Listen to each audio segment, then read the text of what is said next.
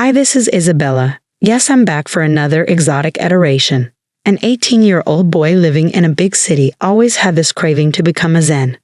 Not to be confused with Leslie Zen, okay? A Zen is more of a sagely in his qualities. He was staying away from alcohol, smoking, sensual pleasures.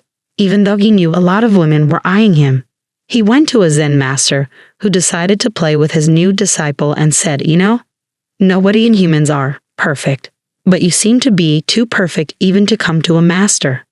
You do not have anything that you wanted to get out of.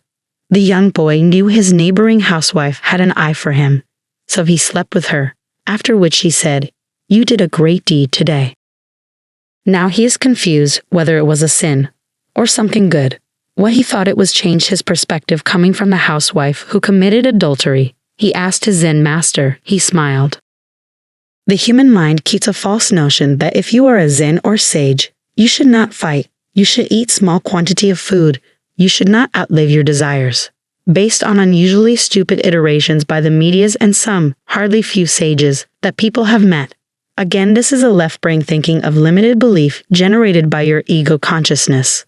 The ego loves to believe in limitations, because when it does, its identity is not lost. When it doesn't, its identity is shaken. Which is why Master Yogananda said, "I see the little eagle of mine, floating in the infinite me." While it is not so in real life, there are sages who used to be highwaymen. There were sages who were warriors. There were sages who had a normal life and then moved on once their desires are fulfilled. Desires are karmic deeds or duty, sometimes a karmic block, not fulfilling which you may not attain oneness with the divine energy.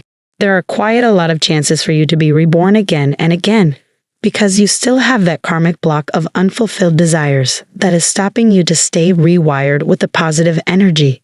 The people who hardly met sages have met those beings who outlived their existence of sensual pleasures, because of which they had to control their senses. For them, stopping all connections is the only way, because they have outlived their existence. It varies person to person. Their karmic background, lifetimes of connections with other souls. Everything matters. Do not judge positive energy. Oh my, that was really exotic. Joy to you. I hope that was exotic enough to ease up some false notions. In the next exotic episode. This is Issabella signing off. Thank you and much joy to you all.